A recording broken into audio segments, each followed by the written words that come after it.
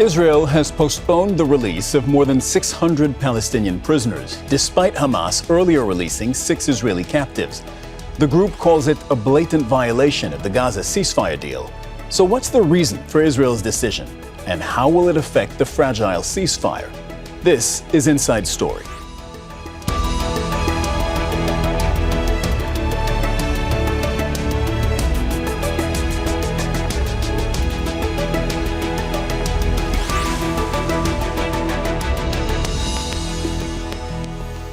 Hello and welcome to the program. I'm Cyril Vanier. There's uncertainty about the future of the Gaza ceasefire deal a little more than a month after it was agreed. Israel has suspended the release of 620 Palestinian prisoners, despite Hamas setting free 6 Israeli captives on Saturday. The group says Israel's far-right government is playing dirty games and sabotaging the agreement.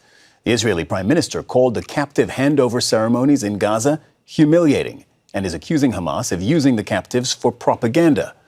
But aid groups are questioning Israel's unkept promises under the first phase.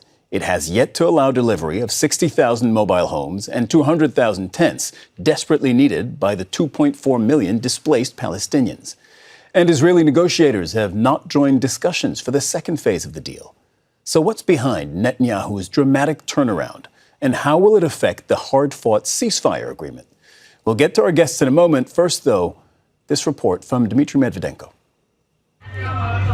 Anxiety looms over Gaza as well as in Israel about the future of last month's ceasefire deal. Hundreds of Palestinians spent hours waiting for their loved ones to return from Israeli prisons, but Israel postponed the latest release of 620 Palestinian prisoners on Saturday, hours after Hamas upheld its end of the deal by releasing 6 Israeli captives in Gaza. I want to fly in the air. I can't wait for my son to come home. I want to go to him, to meet him on the road. I can't wait to see him and hold him. The multi-phase ceasefire deal has seen Hamas and other groups in Gaza release captives weekly, which would be followed by the release of Palestinian prisoners the same day. Israel's Prime Minister has criticized the captive handover ceremony, which often includes large crowds and a stage appearance. His office released a statement saying, "In light of the repeated violations by Hamas, including rituals that humiliate the dignity of our hostages, it was decided to postpone the release of prisoners." Hamas responded by saying, Netanyahu's decision reflects a deliberate attempt to disrupt the agreement, represents a clear violation of its terms, and shows the occupation's lack of reliability in implementing its obligations. In Tel Aviv, hundreds of protesters voiced their concerns, worried about the fate of at least 24 more captives believed to be alive, set for release in the second phase of the deal. Netanyahu, who demanded the deal be executed in phases, and not in a single move, is again dragging his feet and causing delays. He is trying to appease his extremist partners at the expense of the hostages. We are facing difficult days. This is a long, tiring fight, and there are extremists trying to derail negotiations. Negotiations on Phase 2 were supposed to begin in early February, but have yet to start. Phase 2 is supposed to see the release of all remaining Israeli captives from Gaza and a full withdrawal of Israeli soldiers from the Strip. Dmitry Medvedenko, Al Jazeera for Inside Story.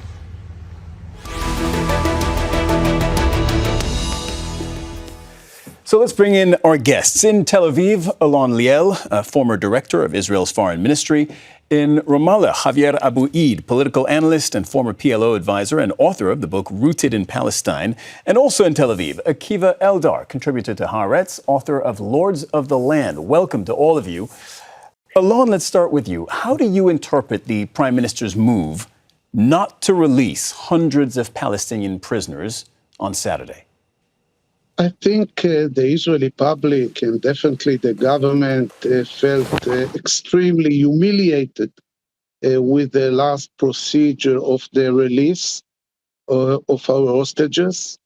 I think the moment that one of our hostages, Omer Shem Tov, had to kiss the Hamas people under their request, uh, felt so bad, and that the Israeli government had to respond somehow, and this is the response they chose.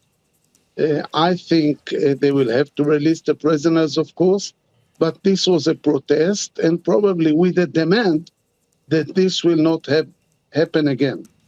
Okay, you say you feel that as a matter of course, Israel will continue the ceasefire deal. I think so. I think stage A will be completed. We also still have to get 4 bodies on Saturday. And I think this is a way to pressure Hamas not to have these ceremonies again that are a national humility to us. Javier, what do you think is the play here for the Israeli government? Is Netanyahu sabotaging the ceasefire, as he's been accused of doing, not just by Hamas, but in other corners as well? Or is this political theater, or is this just putting pressure on Hamas to try and modify their behavior going forward? If you look at Prime Minister Netanyahu's record, I think it's clear that he's an expert on sabotaging any sort of agreement he has been able to deal with. Since the moment he was elected Prime Minister first back in 1996 up until now. Now, I think whenever Prime Minister Netanyahu or the Israeli government take any action regarding Palestine or Palestinians, it deals more with their domestic audience rather than any other considerations. If we are to talk about humiliations, it would be important to listen from Palestinian prisoners that before being released have been left without food for 24 up to 36 hours, have been tortured, have been made to be in a cell of 5 or 2 meters, 40 or 50 people, have not been given the right clothes for the winter's weather we have now.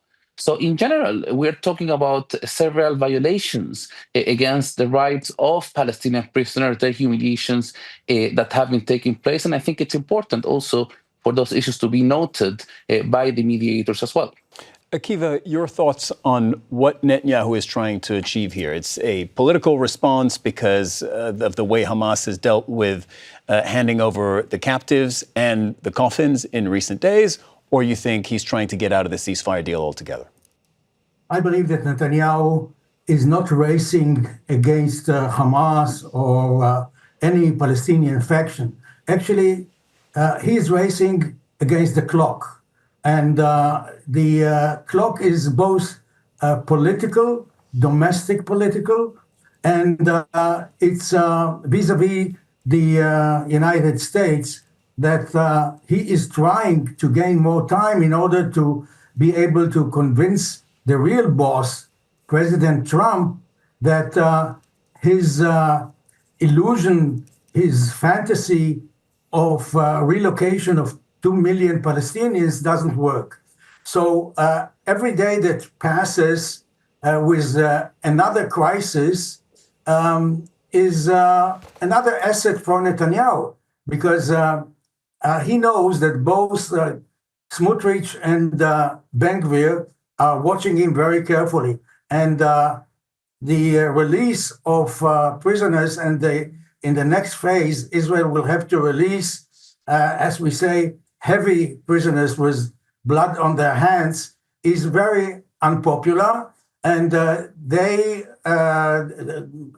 both Smotrich and Ben Gvir, are not very fond of this deal. So Netanyahu will do anything in order to postpone, to gain more time.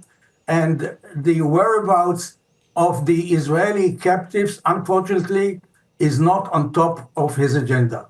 Well, according to a recent poll, 70% of Israelis support phase 2 of the deal. Now, this polling number was from February 8th, but from our reporters reporting, that is still the case, that there's an overwhelming majority of people within Israel who want this deal to continue. Akiva, can Benjamin Netanyahu afford to ignore that number? Yes, he can, as he did with the judicial reform. There was a vast majority, not only in numbers, the quality of people who took to the streets to demonstrate And finally, he had to listen to them and to put it on hold. What Netanyahu needs is the support of his base, plus the partners from the ultra-right, and he's got in his pocket also the ultra-Orthodox.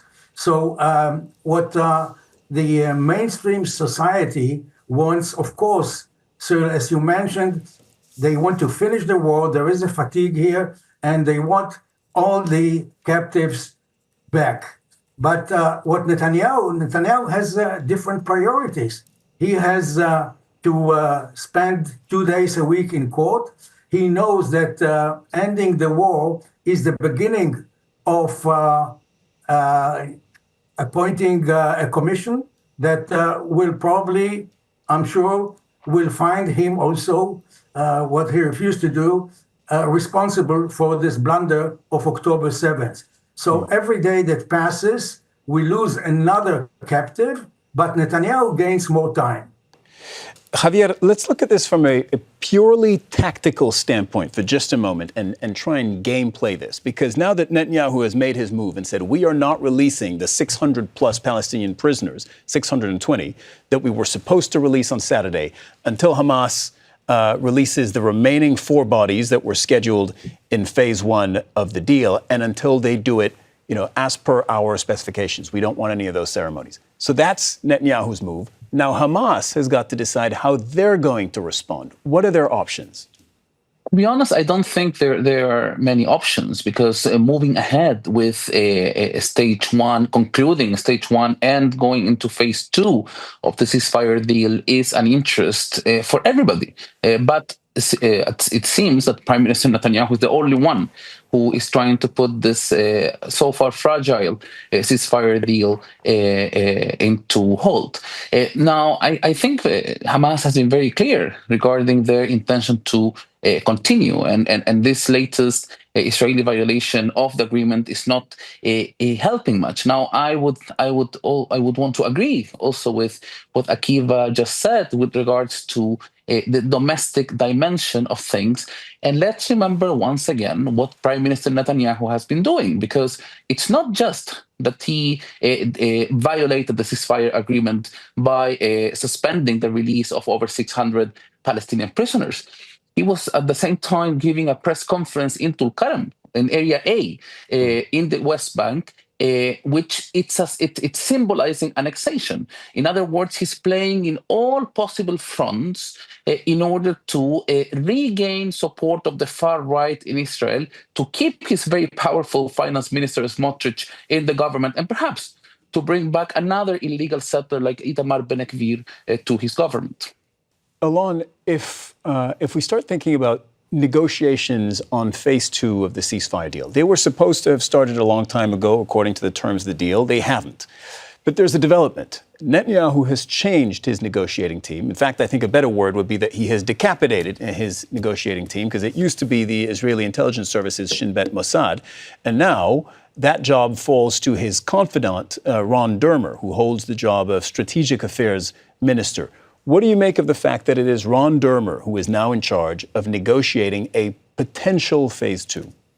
I think he changed to Ron Dermer because he thinks Dermer is more acceptable to the American administration, speaks their language, and it will be easier for him to communicate with the Trump people. But to go back to the issue, I see here a big difference between stage A, that I think will be completed, stage 2, that might be completed only if Netanyahu can go on without announcing the end of the war.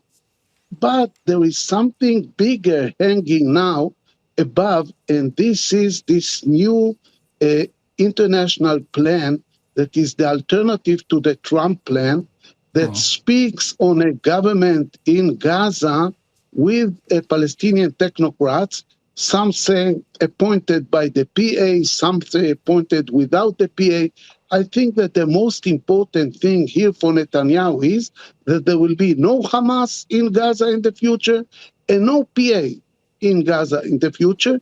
And if the new plan will guarantee this, no Hamas and no PA in the future rule of Gaza, we'll see Netanyahu moving ahead. Alon, Al Jazeera interviewed Hamas member of the political bureau, Bassem Naim, a short while ago, and asked him the question of whether Hamas would hang on to power in Gaza or whether they would accept to give up power. This was his answer. Listen to this. We have said it many times. Our presence in the ruling government or administration, we are ready to hand it over immediately for any Palestinian representative body. It is the unity government, technocratic government, or the Egyptian proposal to have a committee specialized only to run the Gaza Strip in coordination with the government in Ramallah. But again, Hamas is still there as a movement, as a political activity. Okay, so Hamas seems to be saying here, you heard them, yes, okay, we're willing to give up the day-to-day running of the Gaza Strip if somebody else is going to pick up those responsibilities. Alon, what do you make of that? Is that to you a breakthrough? Is that perhaps a direction where a solution can be found? If the question is to me, I think this is not enough for Netanyahu. Netanyahu doesn't want the PA involved, the Palestinian Authority, at all. And I don't think Abu Mazen will allow appointing technocrats to run Gaza if he's not involved or not appointing. So I think the issue is now beyond Hamas. It's any Palestinian rule in Gaza is at the moment unacceptable to Netanyahu. And if the plan that is emerging now from Egypt, from the Arab League, will remove the Palestinians from running Gaza, he will be satisfied. I don't think it can happen, but I think this is the big story hanging above everything we see now. Javier? Benjamin Netanyahu is someone who's back to the spotlights. He's someone who's basically running the whole show. He thinks at this stage that he has the support of the US. And let's also think of what President Trump said a couple of weeks ago, saying that now Benjamin Netanyahu can do what he wants and he's going to have the support of the US. So he thinks that this is the time for him to make all the changes possible. One of the changes we're witnessing here in the occupied West Bank with the operations on Palestinian refugee camps and over 40,000 Palestinians so far displaced over this winter. Also, some people believe that they can achieve the ethnic cleansing plans in Gaza.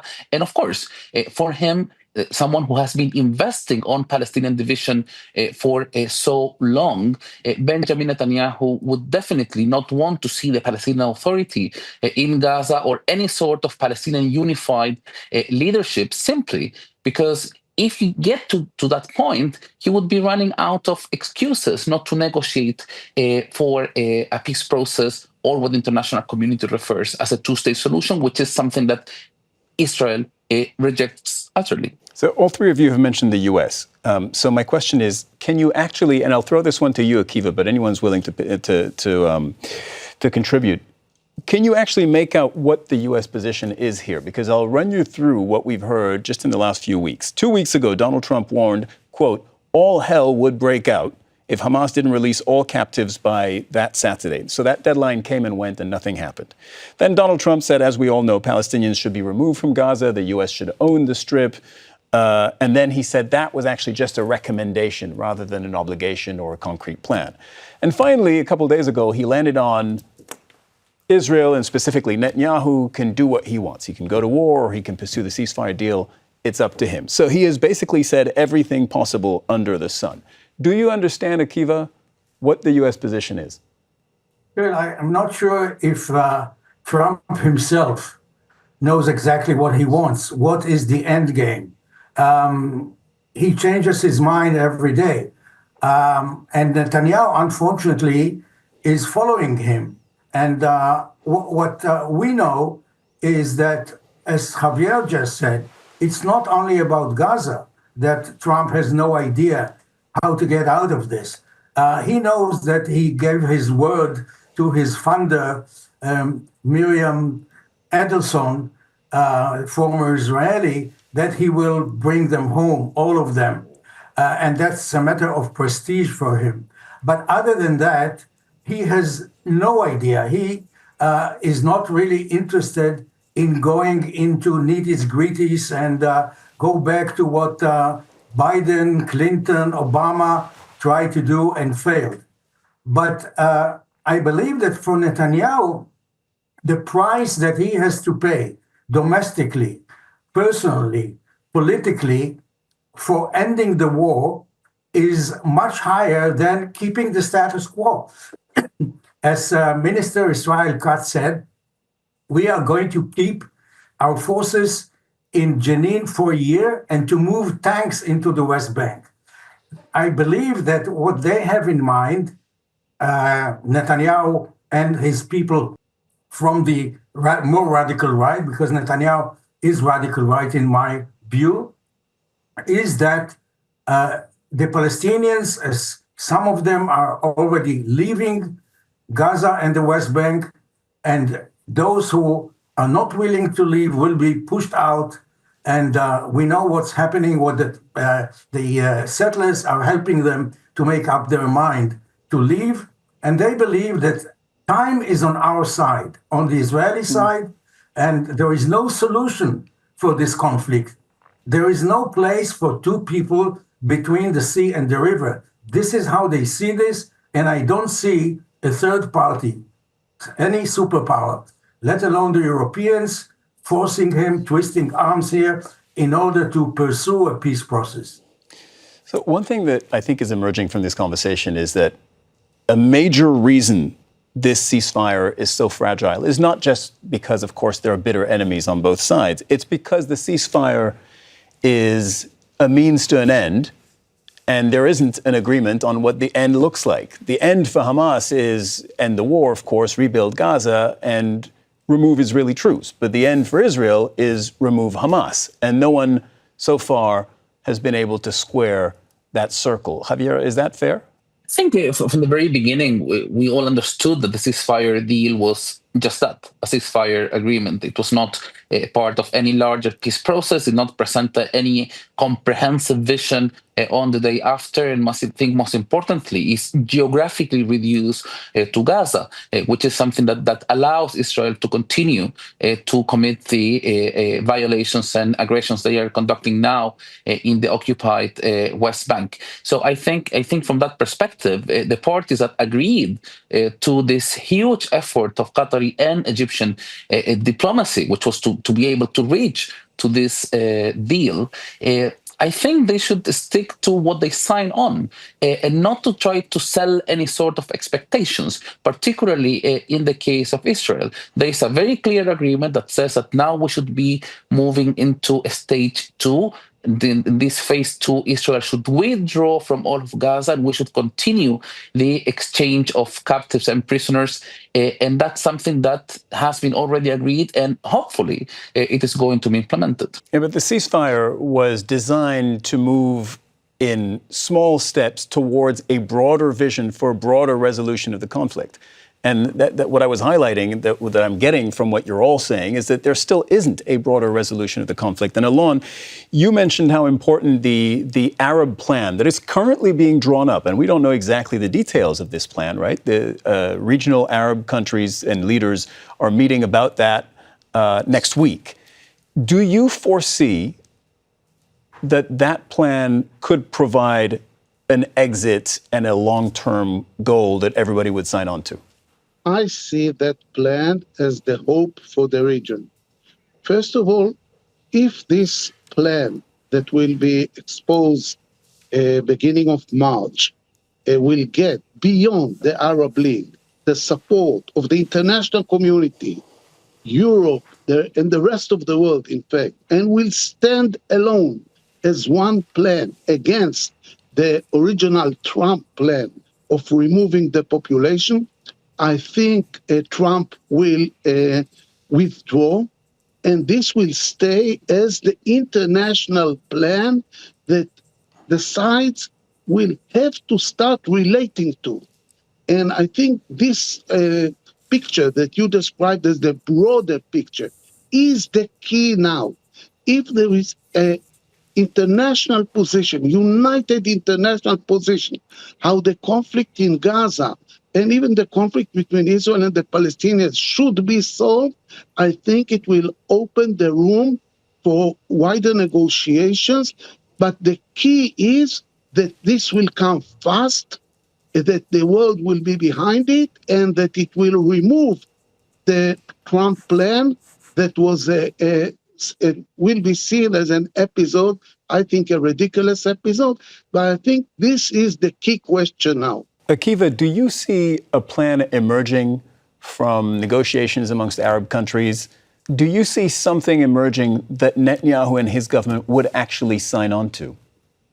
Well, I want to remind you, Cyril, and the viewers, that just a few weeks before this terrible Saturday, in October 23, Netanyahu said at the UN that the Palestinians have no more veto over the peace process, and he used this opportunity to thank President Trump for the Abraham Accords. I agree with my friend Alon that the Arab Peace Initiative is the only game in town, if you can call it a game. But the Abraham Accords, as well as the existing peace with Egypt and Jordan, are actually sending a message to the Israeli people along the line of Netanyahu that we can have peace for peace, and we can have normalization without needing to turn over territories. We're about to run out of time. Javier, if I could ask you real quick, your final thoughts, your perspective from Ramallah. I just want to say very quickly that we should not forget the context. And I think when we are talking about an overall vision, let's say it clearly. Israel, unlike the rest of the region, they don't believe on a two-state solution. They work day and night against it to bury it. They also don't believe in one state with equal rights for everyone. And the broader international community, particularly the Europeans, are not helping. The Israeli foreign minister, Gideon Saar, who's more radical than Benjamin Netanyahu, is being welcomed in Brussels for an association council with a red carpet, while Israel is being accused in the International Court of Justice of what the court itself referred to as plausible genocide. Now you have the US and President Trump talking about normalizing annexation in the case of Ukraine, normalizing ethnic cleansing in the case of Palestine. So if there is no immediate, urgent international action taken, it's not only about the prospects of a two-state solution or ending the Israeli occupation, but it's about the overall international system that Benjamin Netanyahu and Israel are playing with. And that's going to be all the time we have for today. I want to thank all our guests, Alon Liel, Javier Abu Eid, and Akiva Eldar for joining us on Inside Story today. And thank you, too, for watching. You can see the program again anytime by visiting our website, that's aljazeera.com. For further discussion, go to our Facebook page, facebook.com/AJ Inside Story. And you can also join the conversation on X, our handle there, @AJ Inside Story. From me, Cyril Vanier, and the entire team here in Doha, bye for now.